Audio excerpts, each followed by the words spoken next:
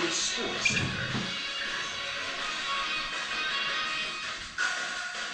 Welcome back to another edition of Trainwreck and Jizz.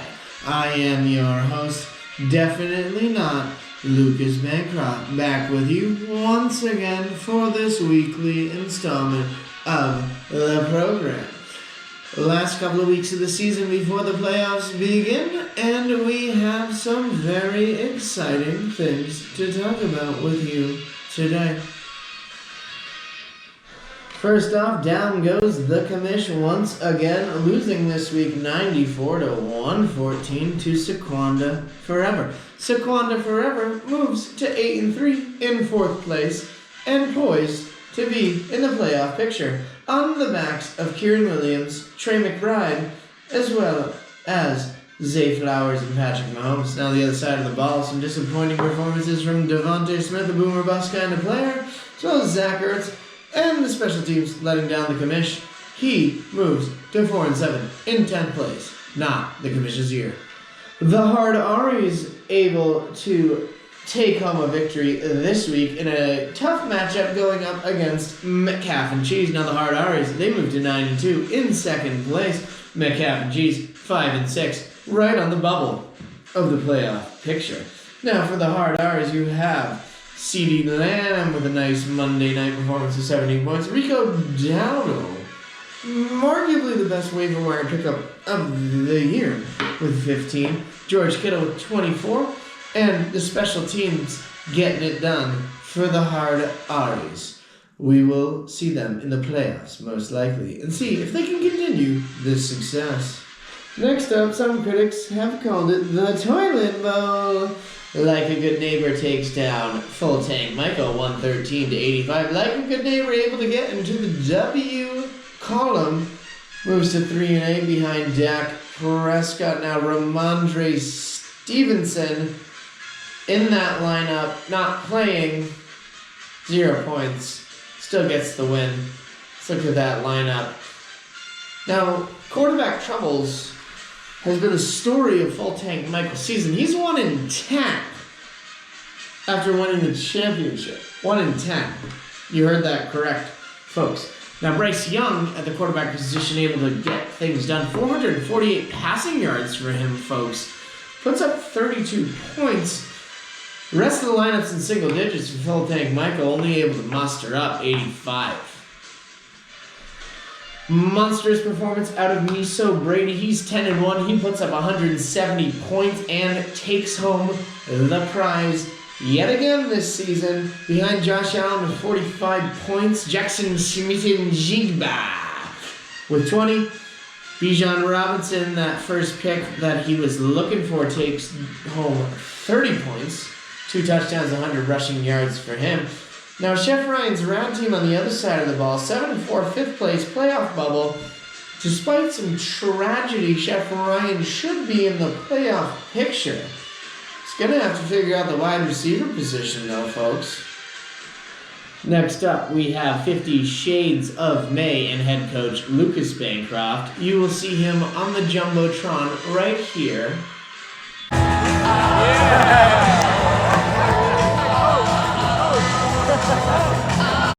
Now, he was able to take down 2 scoops of Brown in a nail-biting matchup, 107-102. Drake May and Stephon Diggs, the stack that he was looking for, able to combine for 30. Jordan Addison, late touchdown, giving him 10. Tough at the running back position. Jameson Williams, though, putting up 20 for him as well.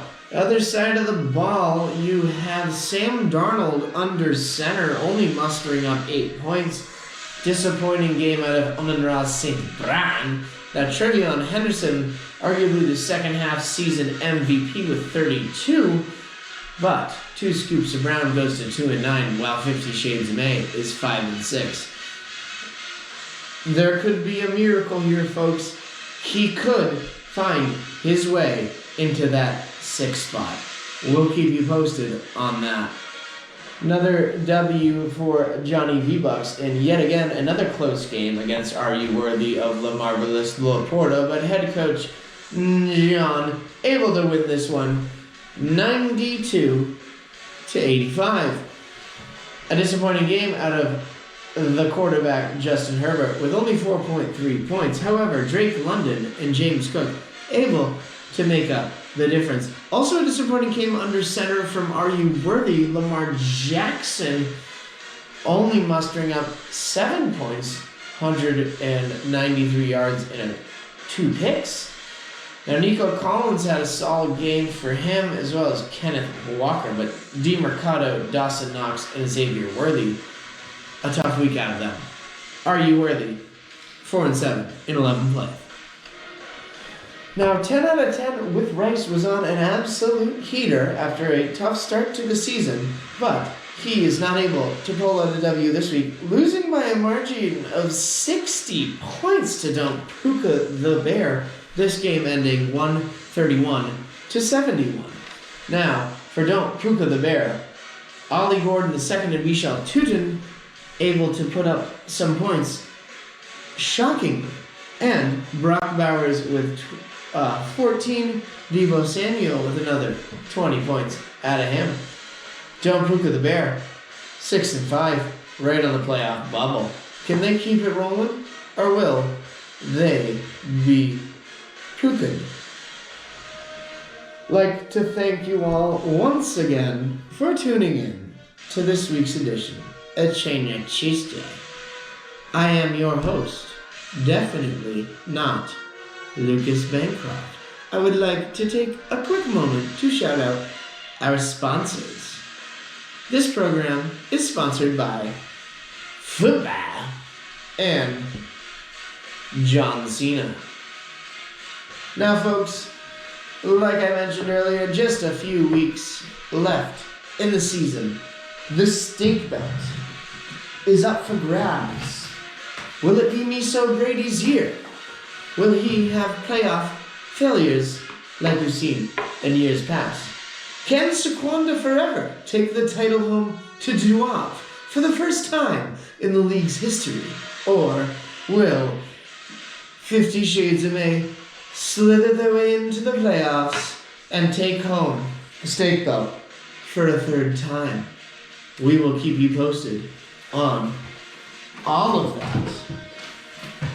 Thank you once again for tuning in. I am your host, definitely not Lucas Bancroft, signing off.